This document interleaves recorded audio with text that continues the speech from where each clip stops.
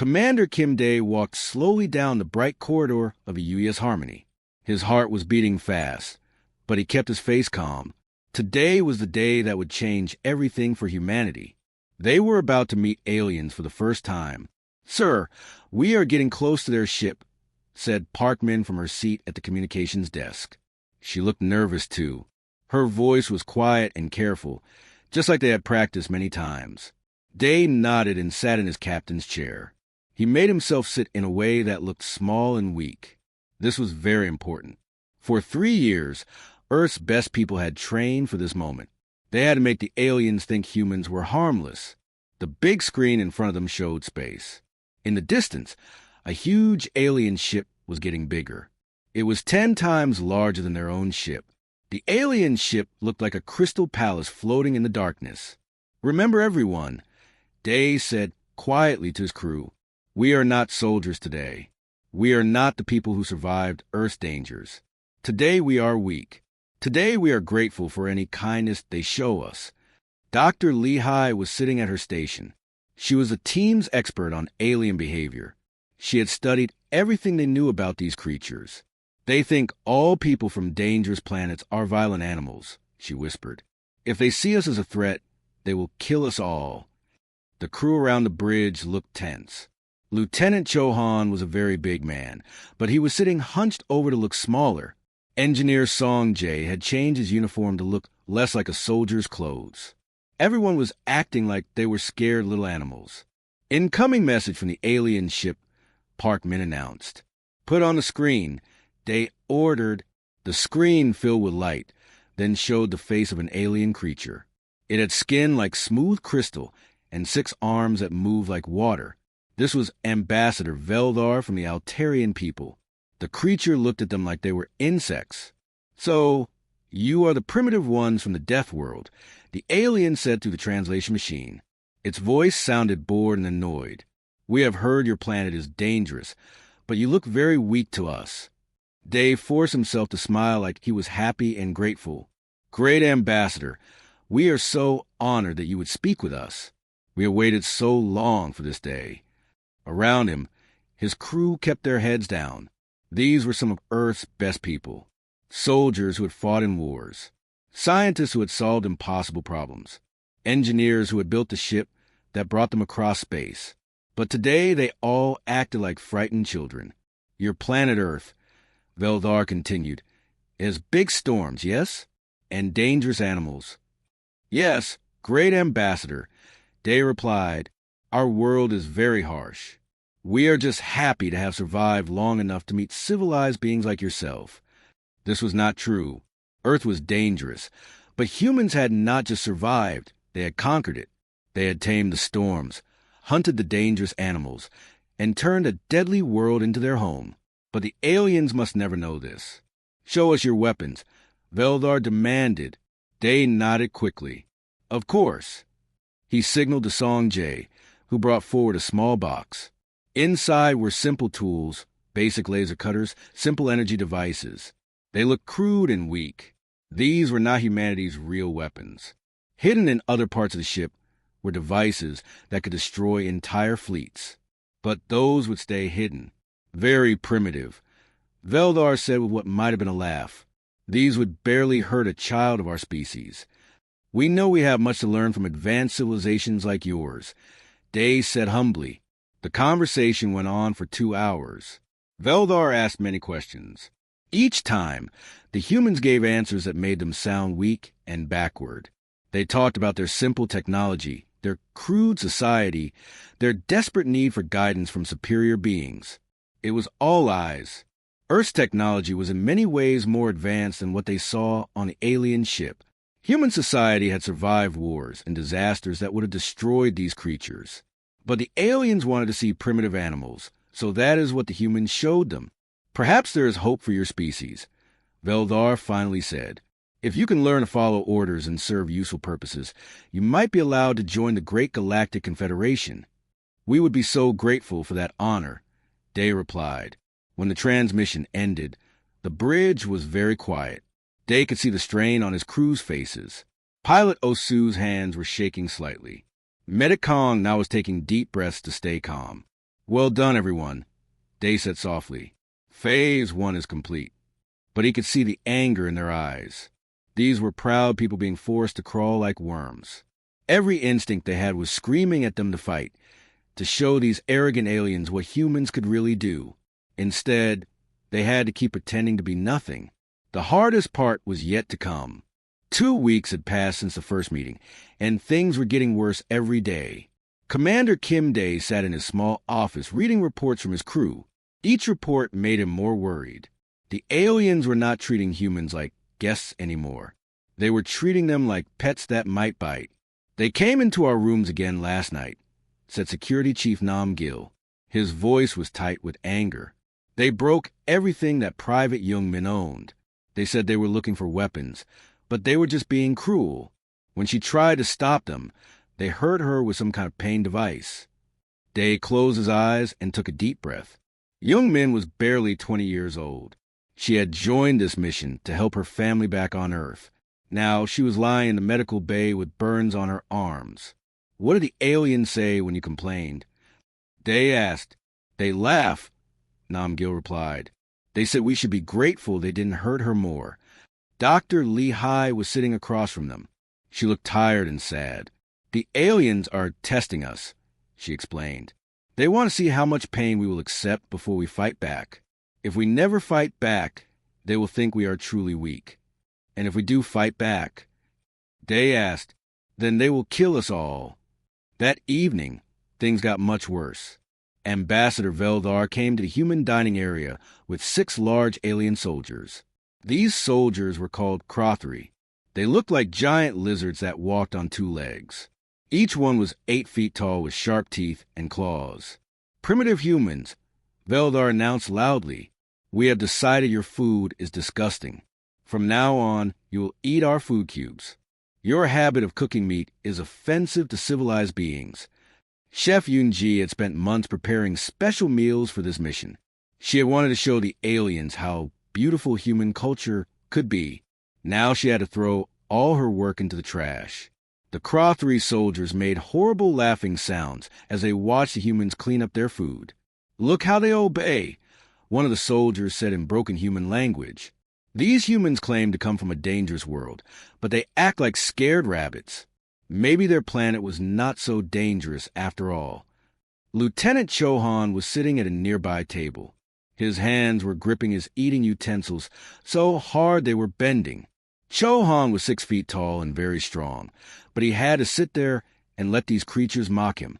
Around the dining room, 30 of Earth's best people sat with their heads down, accepting the insults. These were soldiers who had fought in Earth's worst wars. Scientists who had solved problems that saved millions of lives. But today they had to pretend to be cowards. Dr. Kong Na, the ship's doctor, quietly moved around the room checking on the crew. Her medical scanner showed that everyone was under terrible stress. Their bodies were preparing for a fight, but their minds had to hold them back. How much longer can we do this? Whispered Pilot Osu. Day had no answer. The original plan was to spend 3 weeks earning the aliens' trust.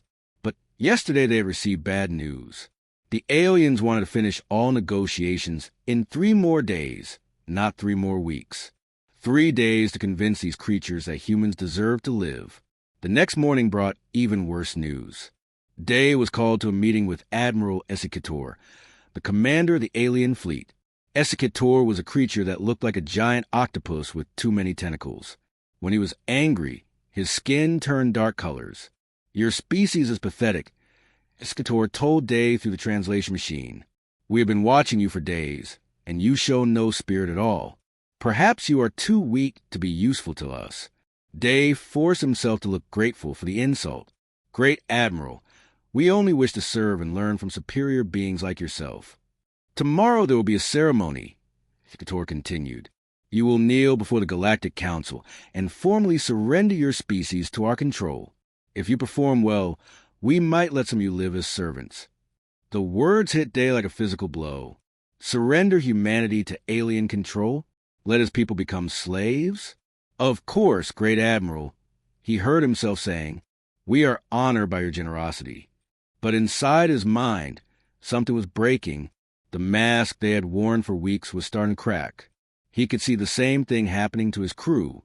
Park Min's hands were shaking. Song Jae's jaw was clenched so tight his teeth might break. That night, Day called a secret meeting with his senior officers. They gathered in the ship's storage room, where the aliens would not think to look for them. "I need to know," he said quietly. "Are we still committed to the mission? Can we keep this up for 3 more days?" The silence stretched on for a long time. Finally, Dr. Kong Na spoke. "They're going to make us slaves anyway," she said. "Whether we fight or not, they don't see us as equals. They see us as animals." "Then what do we do?" asked Cho Han. Day looked at each of their faces in the dim light. These were good people who had sacrificed everything for this mission. They deserved better than this.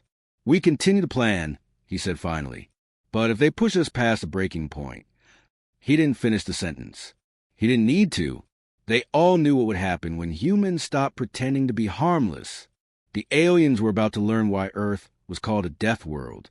The treaty ceremony was designed to break the human spirit completely. Commander Kim Day knelt on the cold metal floor of the huge alien council room. Around him, his best officers were also on their knees. Above them, hundreds of different alien creatures watched from high platforms, making sounds that the translation machines turned into laughter and cruel jokes. The room was built to make humans feel small and worthless. The aliens sat high above like gods looking down at insects. Bright lights shined down on the kneeling humans, making them easy targets for mockery. "Speak the words, primitive," commanded Admiral Thetor. The giant octopus creature's tentacles moved with excitement as he watched the humans suffer. "Say that your species is inferior and begs to serve the Great Confederation." Each word felt like poison in Day's mouth, but he spoke clearly. "We acknowledge that humans are primitive and inferior. We beg for the honor of serving the enlightened Confederation." Dr. Lehigh knelt beside him, tears running down her face as she repeated the shameful words.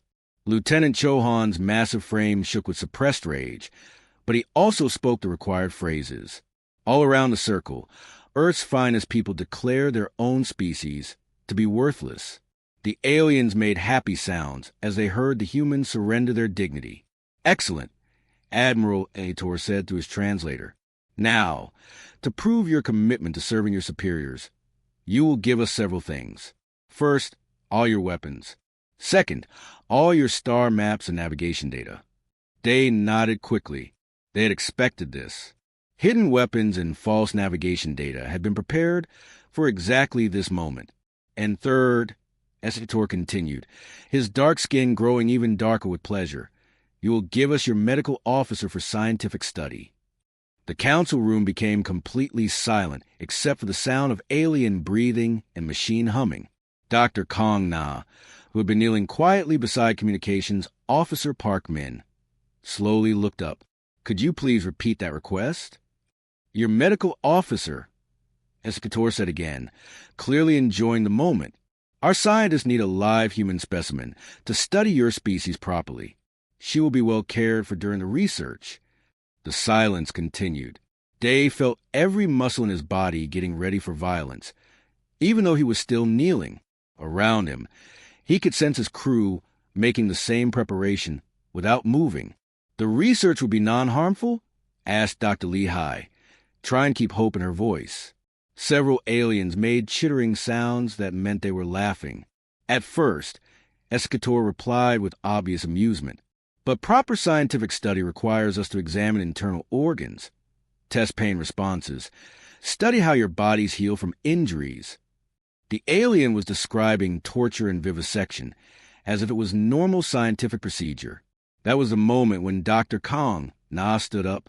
She did not jump up or make sudden movements. She simply rose smoothly from kneeling, brushed dust off her uniform, and looked Admiral Isitor directly in what might have been his eyes. "No," she said in a quiet, clear voice. The words seemed to echo through the vast chamber. Alien voices stopped making sounds as hundreds of creatures turned to stare at the small human woman who had just refused a direct order from a Confederation admiral. "What did you say?" SEK Tor's tentacles had stopped moving completely. "I said no," Konna repeated, her voice growing stronger. "I will not let you cut me apart for your entertainment. Neither will any member of this crew."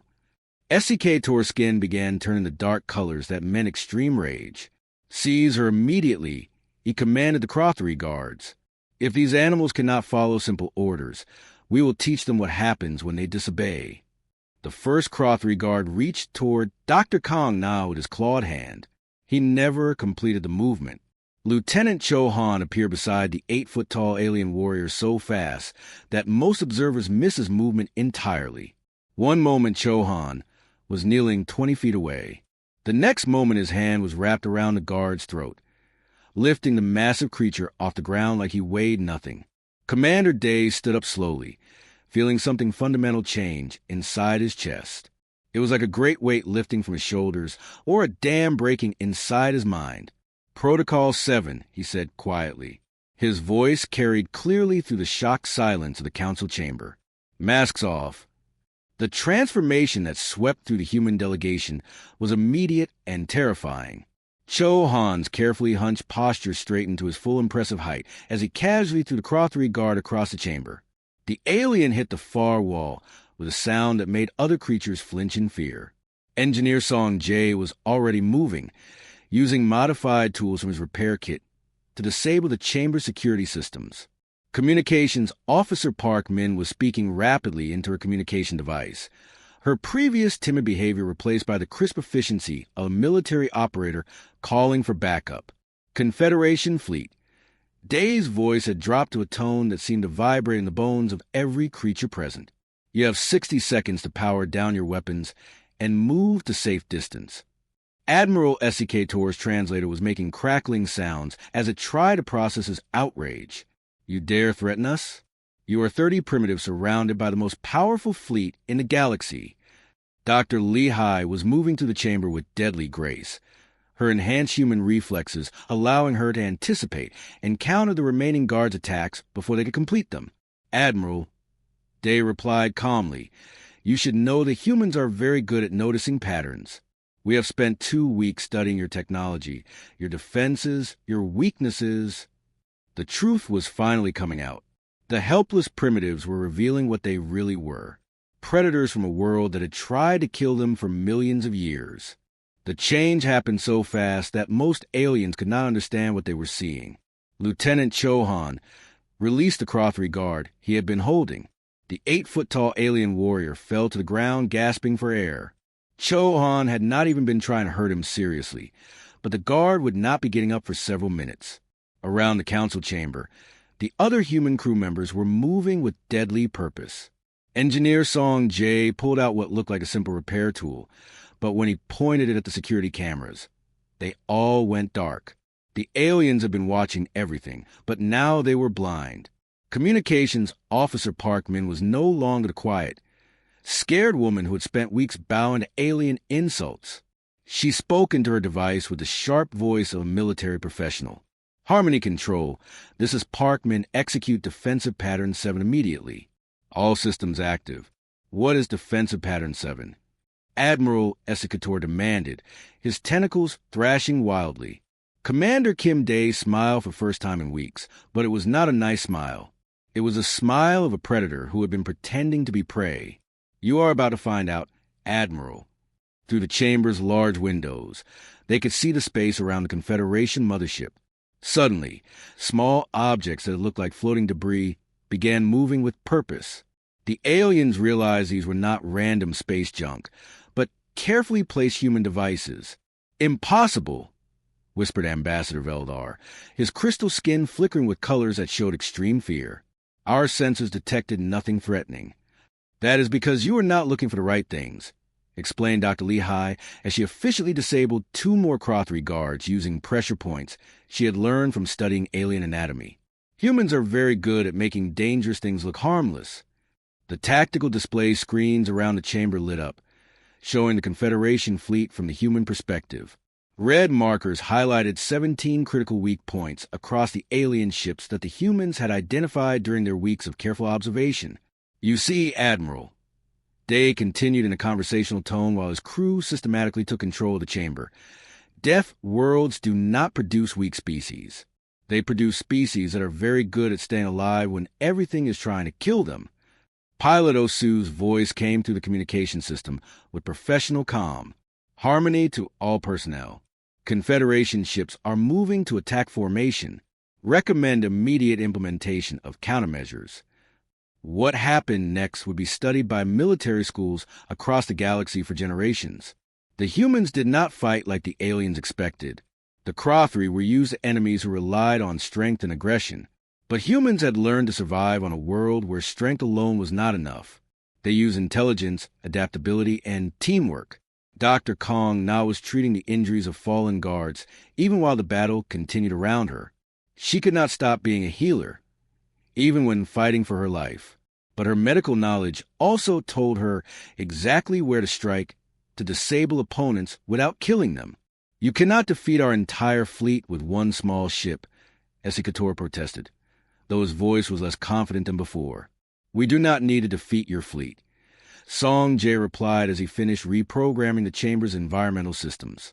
We just need to convince you that fighting us would be very expensive. The reports were coming in now from around the alien mothership. 3 Confederation warships had lost power to their weapon systems. Not destroyed, just carefully disabled. The crews were alive and unharmed, but their ships could not fight. More importantly, the humans had done all this without firing a single shot or killing anyone. They had used electronic warfare, precise strikes on critical systems, and their superior understanding of alien technology weaknesses. This is impossible, Esikator said again, but now his voice was small and frightened. You are primitives, savages from a backward world. Yes, they agreed cheerfully. We are savages.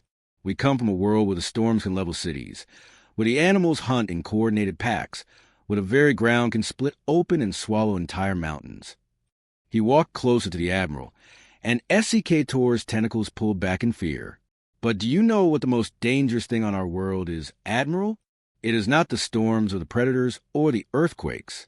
The most dangerous thing on Earth is other humans. We spent thousands of years learning to fight wars against opponents who think exactly like we do. The truth was sinking in for the aliens. Humans had not survived their death world by being lucky or by hiding. They had survived by becoming the most dangerous predators on their planet. Compared to fighting other humans, Dr. Lehigh added, fighting aliens who telegraphed their battle plans and left their weaknesses exposed was almost easy. The chamber was now completely under human control. The Confederation guards were disabled but alive. The security systems were offline. The fleet outside was partially disabled but not destroyed. So here's what happens now. Day announced to the terrified Alien Council, we are going to renegotiate this treaty. As equals, not as servants. And you are going to listen very carefully to our terms. Admiral Esikator's skin had turned pale colors that indicated complete submission. What do you want? The same thing we always wanted. Day replied, peace, trade, and mutual respect. The difference is that now you understand the consequences of refusing. The aliens were finally seeing humans as they truly were. Not harmless primitives begging for acceptance, but apex predators who had chosen to be civilized. The choice to remain civilized, however, was entirely up to the aliens' behavior. 6 months later, Commander Kim Day stood in the same Alien Council chamber, but everything had changed. The high platforms where aliens used to look down on humans were gone. Now everyone sat at the same level around a circular table. This had been one of humanity's first demands in the new treaty. No one species would be above another. The Earth proposal for shared defense agreements has been approved by 23 member species, announced Councillor Veldar. The crystal alien's voice toward humans was now respectful, even careful. The motion passes. Ambassador Lehigh, who now represented Earth officially in the Galactic Confederation, nodded politely. We are pleased to work together with our allies. As we have always said, humans prefer cooperation over conflict. Everyone in the chamber understood the unspoken message. Humans preferred peace, but they were very good at war when peace was not possible. Admiral Esikator spoke next. The giant octopus creature now had several mechanical parts replacing organs that had been damaged during what the official records called the diplomatic incident. His voice was much more humble than before. The Hegemony Fleet requests permission to establish joint training exercises with Earth's defensive forces. Our tactical studies suggest we could learn much from cultural exchange. What he really meant was that the Confederation military wanted to learn how 30 humans had defeated their most advanced battle fleet using improvised weapons and superior planning. We would be happy to arrange training programs, Ambassador Lee replied, though I should warn you that human military exercises can be quite challenging. We train for situations that most species would consider impossible to survive. This was not an exaggeration. The first alien observers who had watched human war games had needed medical treatment afterward. The casual way humans planned for multiple disasters happening at the same time had left many species questioning whether their own militaries were prepared for real conflict. After the official meeting ended, Dave found himself walking through the space station's observation area with Dr. Kong Na. Through the large windows, they could see Earth's blue and white surface turning slowly in space. "Do you ever regret how things turned out?" she asked. Dave thought about the question carefully. The past 6 months had been complicated. Now that the galaxy knew what humans were really capable of, every interaction was different. Some species sought Earth as a powerful ally. Others avoided human space entirely. "You know what the strangest thing is?" he said finally. "We are actually more peaceful now than we were when we were pretending to be harmless." Kong now looked puzzled. How can that be true? When everyone thought we were weak prey animals, they felt free to abuse us, test our limits, see how much cruelty we would accept. Day pointed toward the diplomatic section of the station, where representatives from dozens of species conducted business with careful politeness. Now that they know what happens when we get truly angry, nobody wants to find out where our breaking point really is. This was completely true. Violent incidents involving humans had almost disappeared once the galaxy understood that Earth's previous compliance had been a choice, not a sign of weakness. The Crothery delegation has requested another cultural exchange, Kong Na mentioned. Apparently, their young warriors now consider training with humans to be the ultimate test of courage. Day laughed. "And the Altarians?" "Still try to understand how we maintained such perfect psychological deception for so long. They have made interpreting human intentions into an entire field of study at their universities." Through the viewport, a small group of ships approached the station. This was the weekly diplomatic transport that now connected Earth to 23 different star systems. Trade agreements, research partnerships, and defense treaties. Humanity had found its place among the stars not by hiding what they were, but by carefully choosing when and how to reveal their true nature. The Zephyrian Republic wants to establish an embassy on Earth, Kong Na continued. They say they are fascinated by how we turned such a dangerous world into a peaceful civilization. Day nodded. Many species were curious about this paradox. How could the same creatures who had so efficiently disabled a superior alien fleet also be the ones who had ended war on their own planet? The answer was simple, though most aliens struggled to understand it. Humans had become peaceful precisely because they were so good at violence.